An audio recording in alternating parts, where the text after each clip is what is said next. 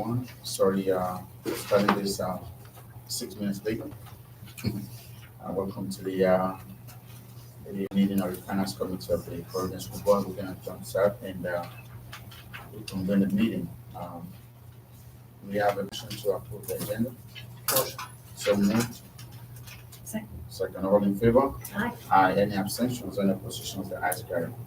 3.0 consent agenda. Do we have a motion? Motion. So moved. Second. Second, all in favor? Aye. Any abstentions? Any oppositions? The ayes carry. So we have 3 contracts today. We've been asked to move the 4.3 to 4.2. I think we're all in agreement with that. So let's jumpstart the first one, the Senior School District Administrative hire. Yes, good evening, Chairman of the Finance Committee and other members of the Finance Committee. On behalf of our Superintendent, Dr. Montanez, I would like to introduce the newly appointed Chief of School Improvement and Innovation, Mr. Craig Cruller. He is here this evening. Absolutely. Mr. Craig Cruller joins Providence Public Schools District with 30 years of experience in turnaround and transformation efforts as a teacher, a STEM curriculum leader, a principal, chief academic officer, assistant superintendent, and superintendent of schools. As a new member of the superintendent's cabinet, Mr. Cruller serves as the chief of school improvement and innovation with direct supervision of the data and assessment division. He works closely with senior leadership, the transformation officers, and the schools to ensure positive change and make the turnaround action plan a reality for students and families of PPSD. Mr. Cruller is delighted to join a highly skilled and dedicated team of professionals, and he looks forward to continuing supporting the vision and mission of the Providence schools. Thank you for the opportunity this evening to introduce Mr. Craig Cruller. Thank you so much. Thank you. Congratulations. Thank you. Congratulations as well. I wanted to know, do we have, when we do these, are we allowed to have resumes of these individuals? That's a good question. We'll get that. Let me get that response for you. Okay. And this is really good because this is the first time we're having this brought forward to us. So if we're going to make any mess, pardon us, because we're not used to it. We used to have it at the full school board. That's right. But this is really good. So, and that was a question I was going to ask, that what are we supposed to do with this, and or it's just like this is information only? That's correct. Okay. So why don't we And if mark there are that any as questions or whatever that you have, then you need to request an executive session for that. so that okay? So and that the reason why I'm asking this is that so instead of noting it as action, we can mark it as info, so that we know that okay, it's just for information only. And because by the time we say it's action, then we're gonna start asking questions and all that. Take action on something else. Exactly. So let us put it as info. Yes. It's good that, and the president mentioned that referring it to the school, the finance committee, so that we can have good oversight and have that information, which is good. But let's put it as info so that we know that this is just for information. And I'll get the response to the resident. Okay. Okay. You're welcome. You're welcome. Is that the only? That's it. That's the only one. That's it. Yeah. Okay. Congratulations, sir. Thank you. And, Thanks for all your hard work. We've met a few times on the Yeah, I Finance know. Committee. I've seen you. Thank you, sir. All right, so let's move on to Partners Technology. All right.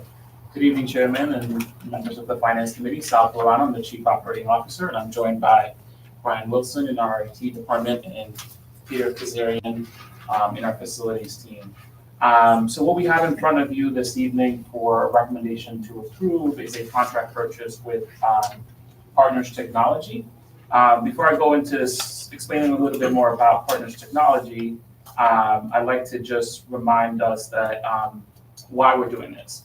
So the telecommunication infrastructure within PPSD is age significantly and is becoming difficult to maintain and support. We're having to seek parts and pieces to put Band-Aids on systems that are well over 20 years old.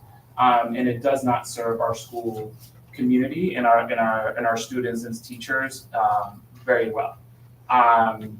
For parts of the systems that we have been able to continue to provide support, and others we're just having very difficult time supporting because lack of pieces or parts that are no longer being made.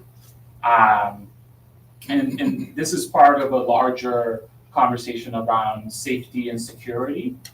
So which is why we are also embarking on this process. So we had a discovery session with a consultant that helped us really look at what's currently in the district, and what is the purpose of when we talk about a unified communication system, what does that mean? And how does that help school safety and security overall at the district?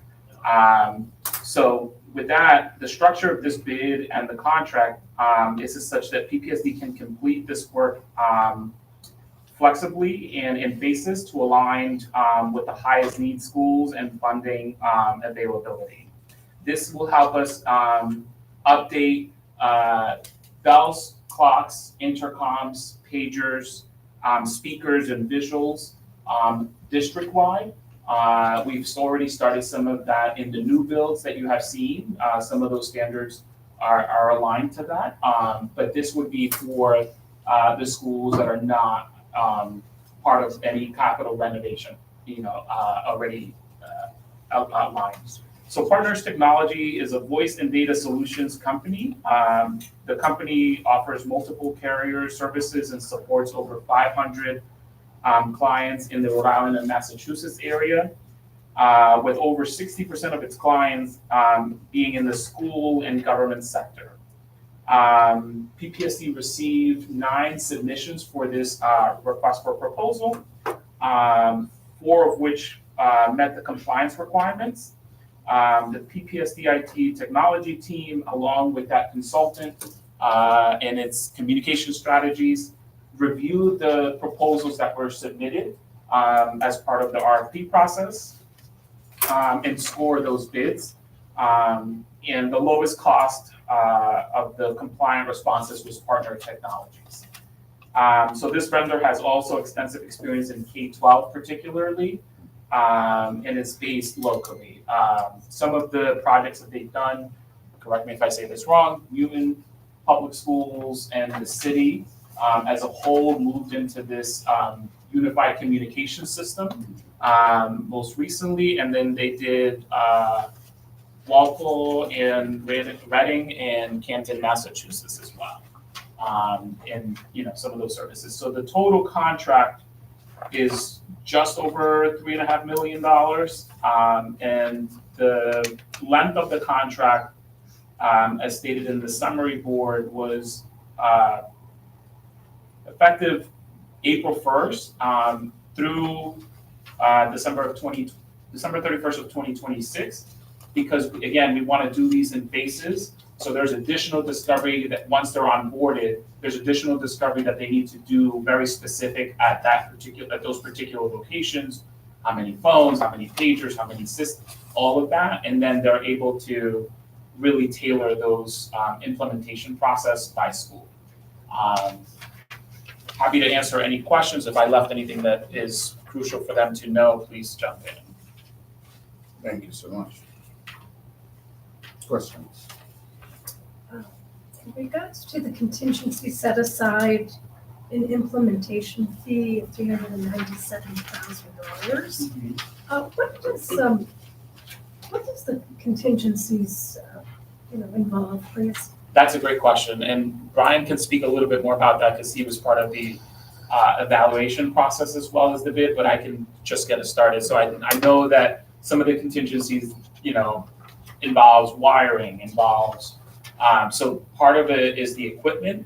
The infrastructure behind the equipment might be things that you don't know unless you start pulling things apart, right? And so that is intended to deal with those one-offs that you might find, as well as being, having the project plan in place to roll out the thoughtful implementation training that goes along with any new system. But You covered it, and I also think that there's this contingency in place, 10% of the overall project cost, that allows the vendor doing the work to buy equipment ahead of time, to prepare, not only to be reactive, be proactive. So if we're looking at the next school coming up, they can go ahead and buy those parts based on what they've done for discovery. So they have that in a fund ready to go. When we say phones, are we talking about phones in the classrooms? phones in the classroom, main Clocks. offices, clocks, bell systems, intercoms, pagers, all of those, all those systems integrate with one another as a whole, unified communications. Now, is this something that you think people within the district or your team isn't able to sort of handle yourselves and get different people to sort of, because this is a large amount of money for just, I know it's needed, but it's a large amount of money. If we can save money and do it ourselves, I think it would be beneficial. Yeah, I mean, it requires a certain level of expertise that, go beyond, I think, our capacity and capability as a team when you're defining a standard, what is best practices, what has been, industry leading. And there's also part of the equipment that is needed, right? So it's not so much about the implementation of it itself, like that part, I think, along with the vendor, as we go through that, we'll be able to sustain it and maintain it. But it's like, how do you execute and purchase the right things and all of those expertise that go into that project? That is really, I think, beyond our capability, and prefer to have, someone who has gone through that process in a similar size district, who can, learn those lessons and implement them to best serve our needs is really money well spent. And how it connects to our overall safety and security of the building. There's, both hardening, soft security, being able to communicate in an emergency, and rely on that, and being able to, problem solve before it becomes even a problem is critical. And that's part of the unified communication systems. Right now, you may have a school that has bell systems goes off, or the telephone stopped working, and we have to send a technician. They're so old, we have to send a technician out. Then the technician can hand it off to like a vendor. Then the vendor can hand it off to because they don't produce that part. This will allow us to even see it beforehand and be able to react and say, yep, it is a network base, and here's why. Here's what we need to deploy. What have we done in the past with these issues? So what we've done right now, and Brian can speak to this, is like somebody says our phone system is down. So then we have to send a technician from our information technology department. Then they go out and look at it. They have a certain level of expertise to build that and patch if they can. But if it's beyond their knowledge or expertise, then they have to call out a vendor that services that particular system or infrastructure. The vendor may say, okay, 2 or 3 days go by, they may come back and say, you need these particular parts. Well, those parts are not produced anymore because those systems are so old. Now they have to outsource those pieces from either existing systems around our perimeter and try to figure out what is the patch, a Band-Aid that they can put together to continue to service that. Or when it completely comes offline, then we have to think about, okay, what do we replace it with? And so rather than continuing to do that approach, our goal is to have a unified system that no matter what school you go to, the systems are succinct and are similar. There might be nuances on how they use them, but the technology itself is the standard. Is this going to be at every school? Every school in the scope of this project. And I want to add to that, this makes us more sustainable. Right now, we're in a spot where we are changing as we go. As in, if a system fails at a school, we can't get the parts. We also have instances where the vendor can no longer find the person that can fix it. We're dealing with systems that people are retired, moved on, just no longer work on it. So this makes us more sustainable and has a significant cost savings in the long run. So what are in our new schools that currently opened up? Is this system Does this system already exist in those buildings? The standard exists in those buildings, right? So it'll be aligned to that, and it'll be in sync with those new builds. That's why we're saying, the contract itself is flexible, that allows us to do those other schools that are not part of a capital project, either in phases, and we're able to, depending on funding and depending on the availability, we're able to prioritize those schools. Because the reason why I'm asking is because I just want to know, I just want to make sure our money's being well spent. Correct. I don't want to overspend, and I don't know if there should have been sort of we should have went and sort of gotten an estimate at all of the other schools sort of what sort of needs help, whether it's Mount Pleasant, Classical High School, whatever schools sort of need that sort of support. I think we should have gotten an estimate and a breakdown per school. I think that's what the communication consultant, The the consultant, initial consultant that we had. We and did just- and discovery. the discovery that we produced. I was part of those walkthroughs. We did schedule those. Because of the time constraint, we did a sample. So we picked the schools that best represent our overall district-wide plan for replacement. From that, we'll trigger more discovery, but we did see those systems in place. We got vendors who could bid on this, we submitted bids, see it in action and see what the deficiencies are.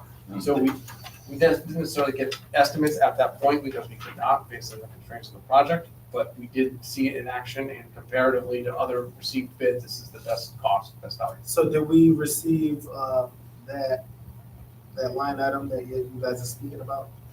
The estimate of that, like vendors went out and goes, do we have like a list of that we can have or could have seen?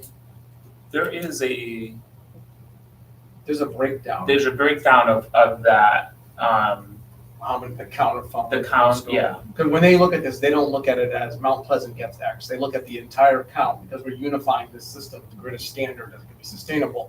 The entire count of how they're going to implement it, because quite honestly, the system that's in place now, when they replace these with this system, that one's going to just be removed. So now we don't need to know what school needs a certain PA or a certain intercom or a certain phone type. We can go with one standard and install it everywhere and get a count of phones, of PAs. And it allows us to also add PA speakers to areas that we haven't placed before, like stairwells, restrooms, cafeterias. So we're not only replacing and backfilling, we're enhancing what our current ability is. And I know when we speak about, I'm so sorry. No, go ahead. When we speak about safety in schools and communication sort of, I never really hear much of sort of communication within the building. That's difficult. Now, I do believe that the PA system, even in the school boardroom, needs to be upgraded. But I would say that when it comes to sort of what people are concerned about is just pure communication amongst each other, making sure that the district communicates with the board, making sure the community knows. So I think that it's important that we have that, but I would say my only thing that I'll sort of back off with is we don't sort of have, or I don't have that breakdown, and this is over, what, $3 million? I don't have no paperwork, but we're not, it's over $3 million, so I would love more of a concrete list of action items, or not action items, but items of sort of what money's going into which school, and making sure that we're not overspending, because we may have things left over that we may not need. So that's the only thing I'm sort of saying.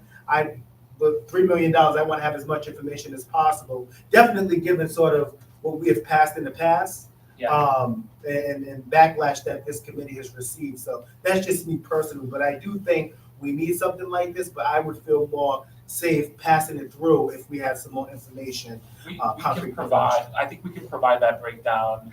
And again, it not only is replacing a one-for-one, it's also enhancing. I mean, I know you haven't heard this, but like we get it all the time, like, hey, we had a lockdown and our kids were in the gym and there's not a speaker in the gym or nearby, so they didn't really realize that they were in a lockdown. Or like all of a sudden these pieces went offline and don't necessarily work anymore. We hear, or like there's not the ability to have, a unified communication because the pager may not reach all areas in the building for like particularly large buildings. And so we've heard it loud and clear. This is one of the things that, feedback we got from the principals, and that's why we embarked on, on this project. Even changing daylight savings, right? Like we have to pay a vendor right now. I don't know how much we pay, but we have to pay a vendor right now to go literally building by building and turn these things around because that's how old the technology is versus like, hey, daylight savings is already happening on this, you can program it, it'll shoot it out to every building, every school.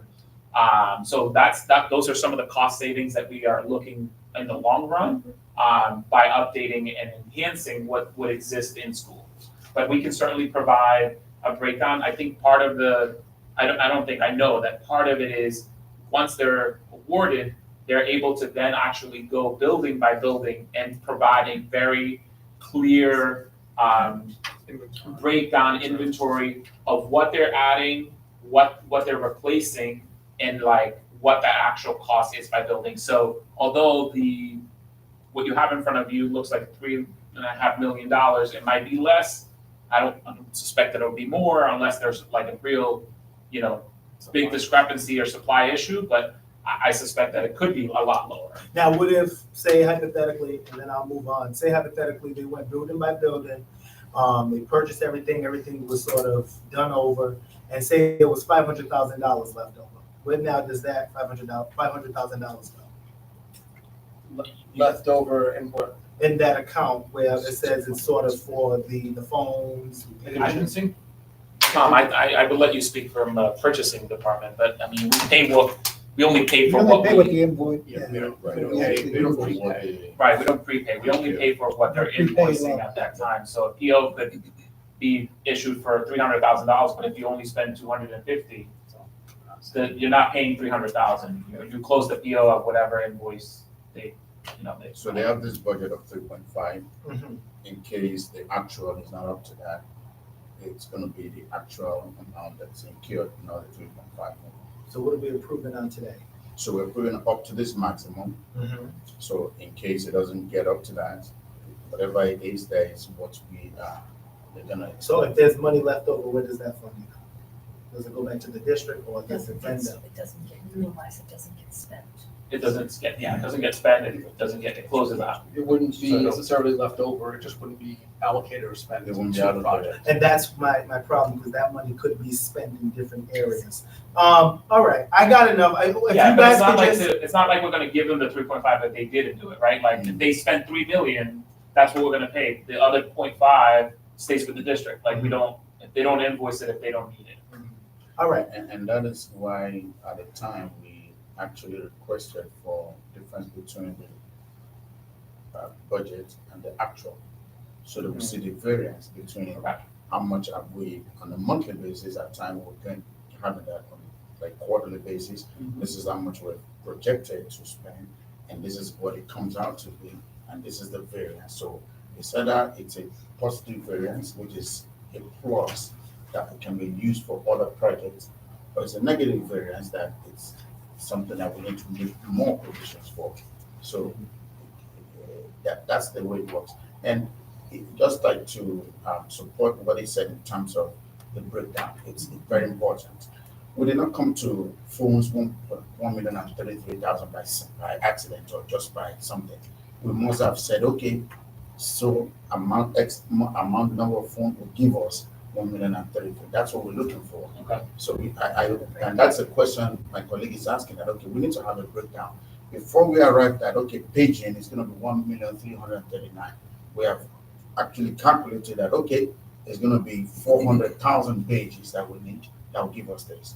So at least we know what is needed. There's a unit cost in And so there. that's what we're asking. So let us share that table with you that has the unit cost.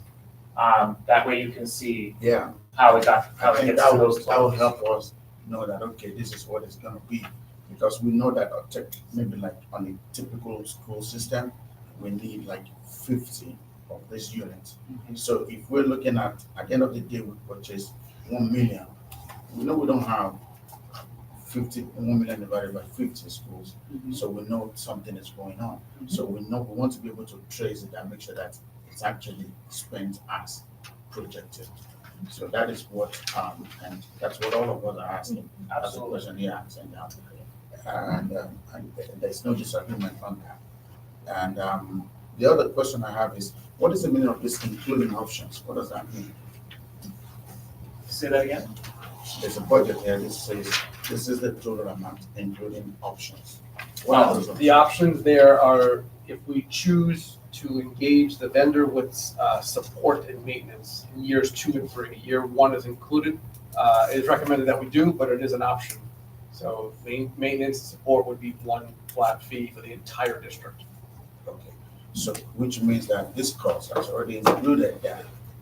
This So is the we maximum. don't have to worry. Correct. That, okay, second year, we need for them to come in and help us look at what is going on. That's We don't already have to- allocated for this. So there's no amendment to the contract. Correct. Okay, I just want to be sure that that's what we're understanding. The other question I'd like to ask is this: this is a company that has a big profile at 500 clients. Wouldn't it be necessary for us to have some information regarding them, like that would be a backup?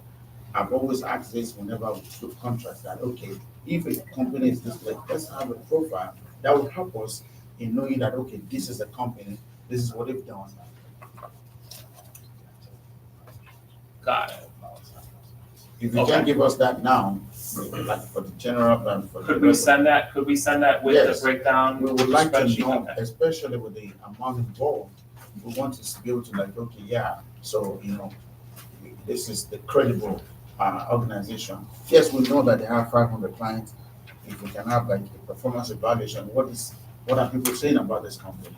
Are they like, what's the evaluation, what is the rating of those companies? As part of the, correct me if I say this wrong, as part of the submittal, or their response to the RFP, they had to submit references and Qualifications, and personal qualifications and all of that. So Okay. we have that. Let us pull it together Yes. along with the breakdown, and then we can share that with That would be very, very helpful. The only other question I have, it says it's a software-based phone. Is that a cloud-based program, tech software, or are we working with? There'd be a piece that we host in our data center, a physical piece that would drive some of that cloud solution. It's not fully cloud, it's a hybrid solution, but there are phones that would be on the desktop. And it wouldn't be like you have to open a computer. That's a separate feature. We elected to go with the desktop phone, the classroom phone. So it would be driven by a hybrid technology solution. And it would be compatible going out to work with district phone numbers that are mobile? Yeah, it would not affect the provider. Our provider's Cox Communications, so the numbers we have in place would be programmed to the phone, not the inverse. So it would not So affect there'd be no anyone. extra charges by it? Correct. It's fully compatible. There's no work needed with the provider. Is there any warranty on the hardware itself? I believe it's within the first year, the maintenance upkeep warranties within the first year, so a year on the actual physical hardware, and that's included in the cost. And I know you've explained the reason why we're starting April 1st, because of like spacing out. Can you elaborate more on that? Because of the start date on, I mean, we have to go through, because this is outside normal school cycle. yes, So yes. what informs us starting on April? That allows the district to, get all the paperwork, all the contract stuff out of the way, but it allows also the vendor to prepare for implementation and the rollout process. There'll be more discovery too, so they'll be planning to come out and do follow-up discovery so they can get accurate counts and refine the scope to best fit what we need. So that gives them some planning time, preparation time, and it gives us time to prepare what we need to go to engage in that activity. Well, I agree with you on that one. What I'm also looking at the end date, which is this is an odd cycle, like April to December of 2026. We wanted to be mindful too, to provide the least amount of disruption for classrooms. So we wanted to space it out, Okay. do it in phases, so we're not disrupting our school activities, summer programming, any classroom, any simultaneous learning. That's leveraging, vacation, summertime. So being able to do that in phases and have minimal impact to day-to-day operations for students and staff. So at the end of the contract period in 2026, so how do we want to renew and looking forward? So are we going to be looking at now after that 2026, it's going to be a year thing, or it's going to be like this 28 or how many months here? Is that how we're gonna? There's not, are you asking for a renewal on using these services? Because we would fully own the platform at that point. It wouldn't be a renewal, It a be cost of renewal. implemented, fully own it. Obviously, there's some support from them. The next piece would be years 2 and 3, that included option Mhm. that we stated. That would be if we use that option to engage the vendor for our support and training and warranty and everything we need in those years 2 and 3. But after that, it'd be on us if we want to do a contract with them for further support, or we leverage the trainer process we have in place too with the manuals they're gonna help us build. So we're fully expecting that we're gonna own the products, we're gonna own the software module with their collaboration, helping us execute that, and they're gonna train us so we can train our personnel and not rely on them. Makes sense. Thanks for that clarification. I appreciate it. That's it from me. And, One other question, the paging announcement system, it's almost $300,000 more than the phones in of itself. Is that a universal district-wide paging system? Why would that, I'm just wondering why that would be more than, So that the system itself would be implemented in all schools. It would be able to be monitored remotely, maybe say the help desk or a certain person, and in the schools. And typically, the equipment related to and the cabling possibilities for paging and speakers, and we want to add speakers, is a higher cost than phones, especially with the ability or the need to do more work where needed in certain areas. Construction costs are built into the possibility of bringing a cable from the front office at the hub to the back of the building. And as a follow-up to the question my colleague asked the other time about new schools, I was going to ask that question too. You said it is the same standard. Are you telling us that it's the same company that is providing that service, or it's a different service, or? It is the same standard in the sense that it's compatible with the platform. Okay. And compatible within, the hardware is compatible within what we are implementing at the other schools. And that was intentional. That was intentional to do some of that pre-work and engage in the consultant that we've had in those capital projects so that we wouldn't end up with the 3 new schools have one system and this other one can't, integrate or at least merge into one platform. Okay. So it has the capability. Thank you. Any other questions? In the absence of any questions, do we have a motion to recommend this for passage? so Moved. with that documentation. With the documentation. With the documentation. Go ahead, second. Second. That's seconding it, or you're I'm abstaining from it. abstaining? Oh, okay, yeah. So I'm seconding. So all in favor? Aye. Aye. We have 1 abstention. So there will be 2 in favor and 1 abstention. And we will make sure to share that spreadsheet and the Okay. additional information on the actual vendor. Oh, thank you so much. Thank you. Thank you. In structure. Go ahead, sir. Chairman Yamiami, Board Member Aiken, Board Member Stevens, thanks for your questions. They're very good. This is a simple change order. It's an addendum. This is with a company that we have already approved and have 3 products with. Instructor is the parent company of Canvas, which is our learning management system. That's where we house all of our curriculum resources, textbooks, materials, quizzes, projects for students and teachers. They also own Mastery Connect, which is where we house all of our assessments that students take on Chromebooks electronically. And they also own Elevate, which is the data visualization tool for our data warehouse. And that's how we pull a lot of the data that we present to you, data we use internally. That's an odd coincidence, but we felt it was the right thing to do rather than just add this on. We thought it best to come to you and say, we would like a 4th service. These are migration hours, and they're extremely cheap. We've been able, because we're a good customer, we use 3 of their other products. We were able to negotiate the rate down to only $50 an hour rather than 125 or 175 or sometimes 300 or more.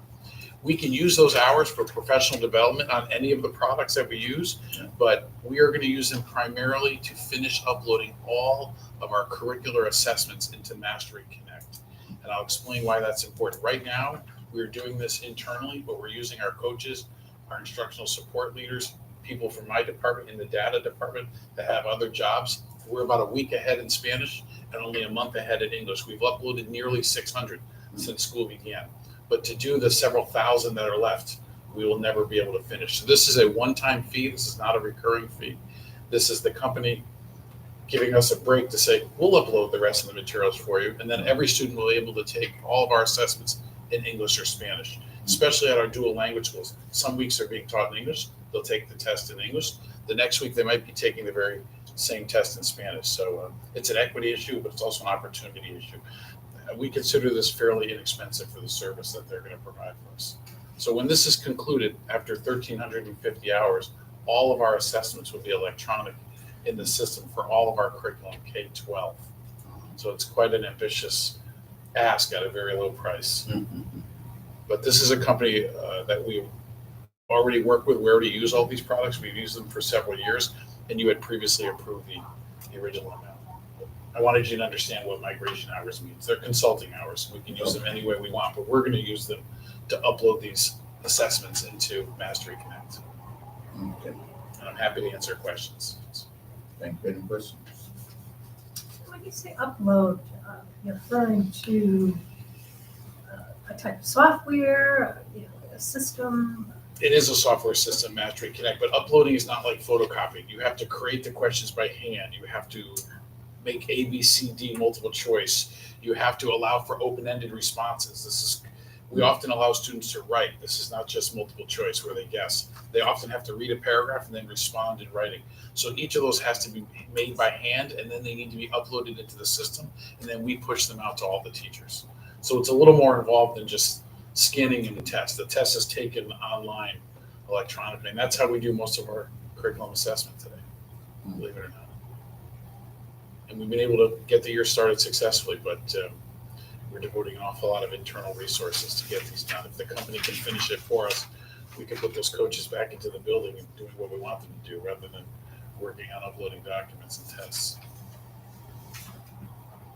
In the justification of spending, item B, you mentioned in the last sentence, it complements the work of DMG in the curriculum analysis.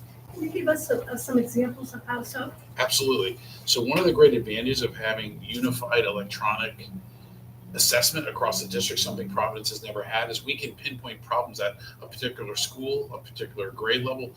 It's not uncommon to have 2 or 3 of these done each week, times, in some cases, 10,555 elementary students taking the same assessment. So we know right away, that this school needs help with reading, this school needs help with math, this school needs help only with fractions, this school needs only help with multiplication. So it's a tool that we've never had at our disposal, and it's working magnificently. It's been really running since September and pretty flawlessly since early October. So it's access that we've never had, and then we use that data along with DMG to make analysis and help the principals and the teachers. Who has access to this? Is there only a certain amount of people that have access to the platform? No, every teacher, including the administrators here at central office and the principals, so they can both monitor the results and then use the results to make educational decisions. You can decide who needs intervention, who needs enrichment. They're all taking the same assessment electronically, and we get the data instantaneously the minute they finish it. It also relieves a burden on the part of the teacher of having to manually grade hundreds of tests. They can put their energy now into better planning because the computer's correcting these for them. Very good question, Mr. Stevens. Is this 1,350 hours the maximum we can go? Yes. Go beyond that, or? I don't think we're going to go beyond that, but I think we'll use all of that. I think it's going to be very close. To your question earlier, which I appreciate, if we only use 900, we only pay for 900. So but I predict we'll use all of that. It sounds like a lot of hours, but it takes about 2 hours per test to upload one of these tests. So just 1,350 will go very quickly. But it's not the best use of our coaches' time. It would be better to let the company upload them and we could focus on teaching and learning. Any question?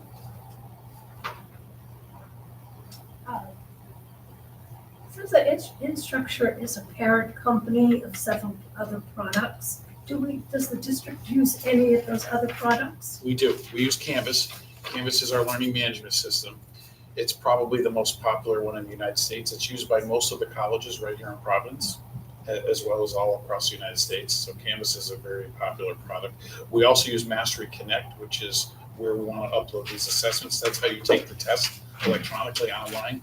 And we also use Elevate, which is how we pull all the data out of our data warehouse. So if you were to ask me for a report, the Board of Education, I would usually use Elevate to make I want only third graders who live in this part of town, who attend this school, Correct. and make this, that's how we use Elevate to pull that kind of data. We use it to study attendance, chronic absenteeism, things like that. It's a data visualization tool. Can the school board have access to it?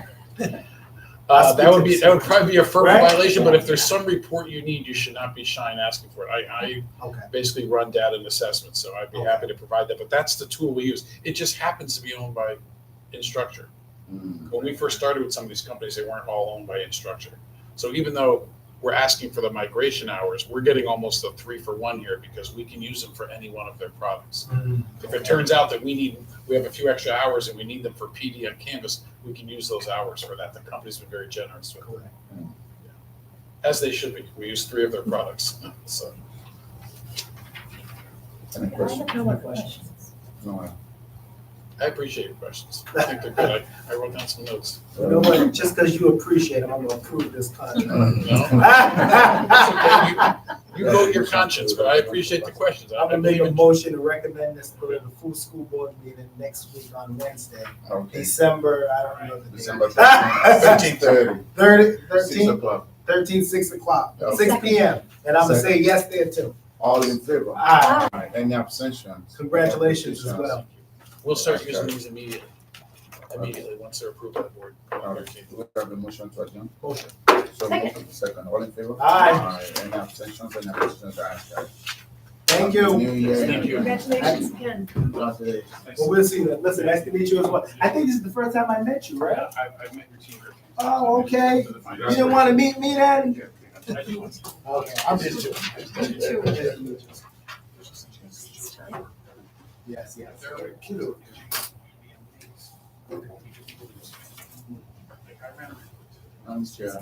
a good night. Listen, have a good night, all right? You too. All right, see you Yeah, next good night. Monday. See you next week. Hello again. Thank Hello. you. It's 2 nights in a row. Yeah. Meetings. Not every student. Yeah. 10 for this group, there's 29, 200 for this. Level of scrutiny. Yeah, you'd be amazed just